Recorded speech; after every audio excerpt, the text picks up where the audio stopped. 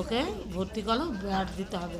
এইখানে আনার পর ওকে হসপিটাল, অনেক হসপিটাল ঘুরেছি, কেউ ভর্তি নিচ্ছে না, বাচ্চাদের আইসিইউ নেই বলে ভর্তি নেয়নি। তারপরে একটা চিলড্রেন নার্সিংহোম, ওইখানে যে বাচ্চাকে ভর্তি করার পর ব্লাড দিল। ব্লাড দেওয়ার পর ওইখান থেকে ধরা পড়লো যে থ্যালাসেমিয়া আছে। ওইখান থেকে আমাকে এই নারায়ণীতে পাঠিয়েছিল ডাক্তার দেখাবার জন্য, রাজীবদের কাছে। রাজীবদের দেখার পর ওই বললো যে থ্যালাসেমিয়া আছে। কতদিন ধরে? এই 2 বছর। 2 বছরে কিছু ফল পেলেন আপনি চিকিৎসা করে? হ্যাঁ, এখন তো প্রায় 1 বছর ওকে আর ব্লাড দিতে হয়নি। যে 3বার দেওয়া হয়েছিল, 3বার পর আর দেওয়া হয়নি এখনও। আজ 1 বছর 3 মাস আর ওকে ব্লাড দিতে হয়নি, খালি ওষুধ চলছে। আজকে কি চেকআপের জন্য এসেছে? আজকে চেকআপের জন্য এসেছি। চেকআপের কি রিপোর্ট দিয়েছে আপনাদেরকে? না, আমাদেরকে এখান থেকে ফোন করেছিল যে এখানে একটা ক্যাম্প বসছে, এখানে এসো, এদের কিছু রিপোর্ট হবে বলে। আপনি করেছেন সেটা? এই যে করবো, এখনও করা হয়নি, করবো।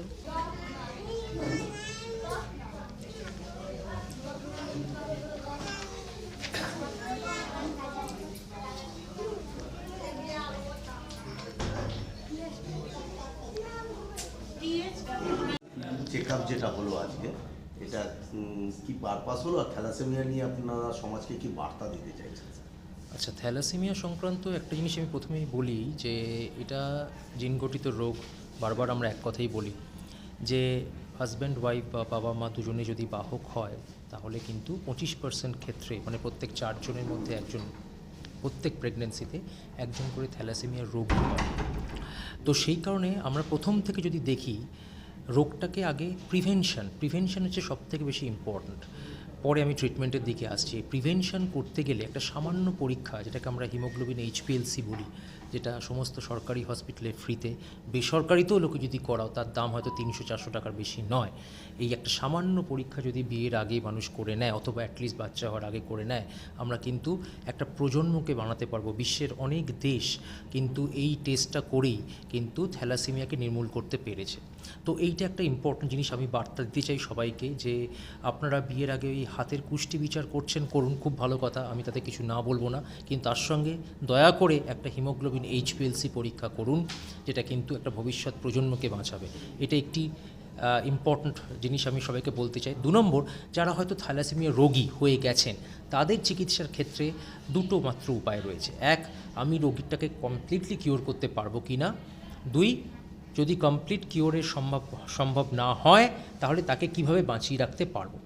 কমপ্লিট কিওর করতে গেলে একমাত্র রাস্তা হচ্ছে এখনও পর্যন্ত বোন ম্যারো ট্রান্সপ্ল্যান্ট বা প্রতিস্থাপন। কিন্তু এই বোন ম্যারো প্রতিস্থাপন যেটা করতে হয়, তার জন্য সবথেকে যেটা ইম্পর্টেন্ট, সেটা হচ্ছে প্রপার ডোনার পাওয়া। তো ডোনার আমরা সবসময় চেষ্টা করি, যদি ফুল ম্যাচড ডোনার হয়, নিজের ভাই বোনের মধ্যে পাওয়া গেলে সবথেকে ভালো। তাতে কি হয়, এই রেসপন্সটা খুব ভালো হয়। এছাড়াও অনেক সময় আমাদের ম্যাচড আনরিলেটেড ডোনার বা হ্যাপ্লো ডোনারেও বোন ম্যারো ট্রান্সপ্ল্যান্ট করা যায় থ্যালাসেমিয়ার জন্য। তবে আমরা সবসময় নিজের ভাই বোনের মধ্যে যদি ফুল ম্যাচ পাওয়া যায়, তার রেসপন্স বহুগুণে ভালো দেখা যায়।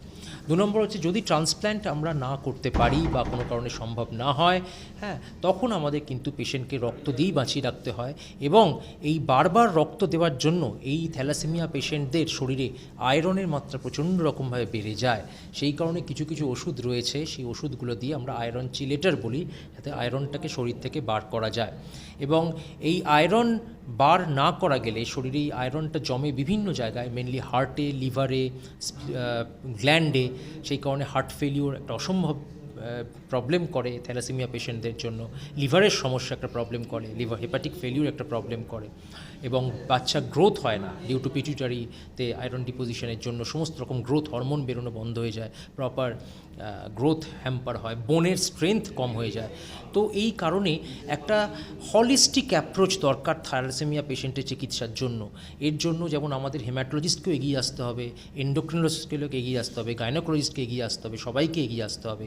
তবেই কিন্তু একটা সামগ্রিক চিকিৎসা থ্যালাসেমিয়া চিকিৎসা সম্ভব এবং এই থ্যালাসেমিয়া চিকিৎসা যেখানে যেখানে করা হয় সেখানেও কিন্তু এই হলিস্টিক অ্যাপ্রোচেই চিকিৎসা করা উচিত। যেমন বড় বড় গভর্নমেন্ট হসপিটালগুলোতে যেমন চিকিৎসা হচ্ছে, আমাদের এই নারায়ণ হসপিটাল যেমন থ্যালাসেমিয়ার পুরো চিকিৎসা আমরা করছি। তো এইটাই, এবং আজকে যেটা করলাম আমরা ডোনার সিলেকশনের জন্য এবং আমরা যাতে ভবিষ্যতে থ্যালাসেমিয়া মুক্ত সমাজ তৈরি করতে পারি, তার জন্য ভবিষ্যতে যদি ট্রান্সপ্ল্যান্টের জন্য এই HLA টাইপিংয়ের জন্য সম্পূর্ণ বিনামূল্যে এই একটি অর্গানাইজেশন আছে, তার নাম হচ্ছে ধাত্রী। সেই অর্গানাইজেশন এবং খেরি বলে একটি NGO সবাই মিলে আর আমাদের হসপিটাল নারায়ণ হসপিটাল সমস্ত বিনামূল্যে এই HLA টাইপিং আমাদের করা হলো, স্ক্রিনিং করা হলো। আপনার নাম? আমি doctor Soumya Mukherjee, consultant haematologist এবং haemato oncologist, Narayana hospital, Howrah.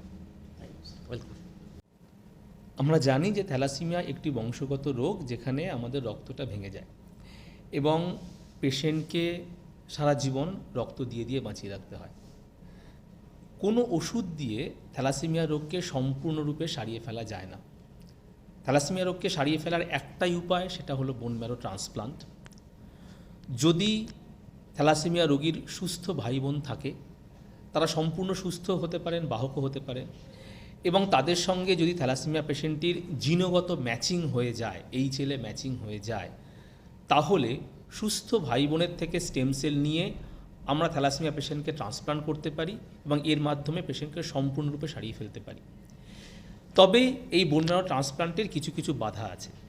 প্রথমত হচ্ছে আমাদের জানতে হবে যে ভাই বোনের সঙ্গে জিনগত ম্যাচিং বা HLA ম্যাচিং হলো কি না, সেটি একটি খরচ সাপেক্ষ পরীক্ষা। কারণ যদি পুরোপুরি ম্যাচিং না হয় তাহলে কিন্তু পেশেন্টের শরীর ওই সুস্থ ভাই বোনের স্টেম সেলকে গ্রহণ করবে না, রিজেক্ট করে দেবে। সেই কারণে এই ম্যাচিংটি অত্যন্ত জরুরি।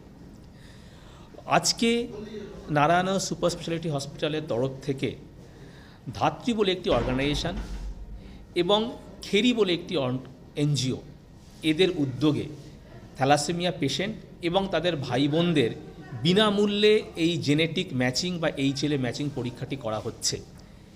যদি ভাই বোনের সঙ্গে সম্পূর্ণরূপে ম্যাচ পাওয়া যায় তাহলে সেই স্টেম সেল দিয়ে কিন্তু আমরা সেই থ্যালাসেমিয়া পেশেন্টটিকে সম্পূর্ণরূপে সারিয়ে ফেলতে পারি। এই সারিয়ে ফেলাটা অত্যন্ত জরুরি এই কারণে যেহেতু কোনো ওষুধ দিয়ে থ্যালাসেমিয়া সারানো যায় না এবং আমরা জানি যে আমাদের সমাজে যে ব্লাড ব্যাঙ্কগুলো আছে তার 40% রক্ত লাগে থ্যালাসেমিয়া পেশেন্টের জন্য। ট্রান্সপ্লান্ট করলে কিন্তু ওই রক্ত দেওয়া থেকে পেশেন্টকে মুক্ত করতে পারবো। এর মাধ্যমে শুধু যে থ্যালাসেমিয়া পেশেন্টের পরিবারটি উপকৃত হবে এরকম নয়, আমরা যারা ব্লাড ব্যাঙ্কে গিয়ে রক্ত পাই না তাদের হয়তো রক্ত পাওয়ার সম্ভাবনা অনেকটা বাড়বে। আমাদের যে খরচটি হয় পেশেন্টকে সাপোর্টিভ কেয়ার দেওয়ার জন্যে সরকার এবং বেসরকারি দুতরফেই, সেই খরচটি কিন্তু অনেকটা কমবে, যার মাধ্যমে আমরা অন্যান্য পেশেন্টকে চিকিৎসা করতে পারবো। সুতরাং আজকের দিনে এটা প্রয়োজন, থ্যালাসেমিয়া রোগের শুধুমাত্র চিকিৎসা করাই নয়, থ্যালাসেমিয়া রোগকে সম্পূর্ণরূপে সারিয়ে ফেলা বোন ম্যারো ট্রান্সপ্লান্টের মাধ্যমে। স্যার, আজকে আপনাদের থ্যালাসেমিয়া চেকআপ ক্যাম্পে কতজন রোগী এসেছিলেন? আজকে আমাদের এই থ্যালাসেমিয়া চেকআপ ক্যাম্পে 22 জন পেশেন্ট এবং তার সঙ্গে অন্ততপক্ষে 2 জন ভাই বোন এবং বাবা মায়েদের পরীক্ষা আমরা করেছি এবং প্রায় 50-এর ওপরে টোটাল পেশেন্ট এবং তাদের পরিবারের লোকজনদের পরীক্ষা করা হয়েছে ম্যাচিং পাওয়ার জন্য। এটা কি সম্পূর্ণ বিনামূল্যে হয়েছে? এই পরীক্ষাটি সম্পূর্ণ বিনামূল্যে হয়েছে, কারণ এটি অত্যন্ত খরচ সাপেক্ষ একটি পরীক্ষা। তো এই ম্যাচিংয়ের মাধ্যমে আমরা এই ট্রান্সপ্লান্ট করার পথটা অনেক বেশি সুগম হলো। আপনাদের এখানে কি স্বাস্থ্যসাথী অ্যাভেলেবেল? স্বাস্থ্যসাথী কার্ড তো এখানে অ্যাভেলেবেল, হ্যাঁ, স্বাস্থ্যসাথীর আন্ডারে চিকিৎসা তো অ্যাভেলেবেল। এই রোগটা হলে থ্যালাসেমিয়া মোটামুটি চিকিৎসার খরচটা কীরকম? দেখুন, থ্যালাসেমিয়া রোগের যে চিকিৎসা, আমি কেন্দ্রীয় সরকারের পরিসংখ্যানই বলছি। ন্যাশনাল হেলথ মিশনের একটি পরিসংখ্যান অনুযায়ী একটি থ্যালাসেমিয়া পেশেন্টকে সুস্থভাবে বাঁচিয়ে রাখতে প্রতি বছর আমাদের 2 লক্ষ টাকা মতো খরচা হয়। সেটি সাম্প্রতিককালে একটি গবেষণা গ্রন্থে দেখা গেছে যে যদি আমরা প্রাইভেট সেন্টারে করি সেই খরচটি আরও অনেক বেশি, প্রায় 5 থেকে 6 লক্ষ টাকা। এর মধ্যে শুধুমাত্র চিকিৎসাটাই ইনক্লুডেড। রোগীকে রক্ত দেওয়ার জন্য তার বাবা মা যে আসছেন, তাদের যে কাজের দিনটি নষ্ট হচ্ছে, সেগুলো কিন্তু এর মধ্যে ইনক্লুডেড নয়। এখনই সাপোর্টিভ কেয়ারের মাধ্যমে থ্যালাসেমিয়া পেশেন্টকে সহজেই 50-60 বছর বেঁচে থাকতে পারেন। তার মানে একজন থ্যালাসেমিয়া পেশেন্টকে যদি বাঁচিয়ে রাখতে হয় অন্ততপক্ষে 1 থেকে 2 কোটি টাকা খরচা হচ্ছে।